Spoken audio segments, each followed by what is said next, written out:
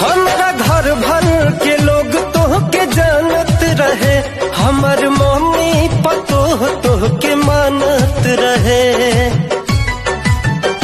मुँह कवन लेके जाई तोह सनी के बाबा लाल वाला पानिया, अरे पानिया तमती मार के भातर के फांसा वाला सारे बंगलिया। करब इंतजार यार पिपरा के छाँव में,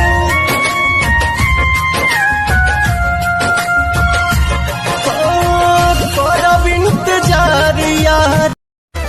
मिनी स्कॉट सन कहवेला मनवा, पागल हो जाई हो तोहरे कारणवा। गोर गोर टंगरी सुनाई मन मरेला, सानिया मिर्जा कटना दुनिया जान मारेला, सानिया मिर्जा कटना दुनिया जान मारेला।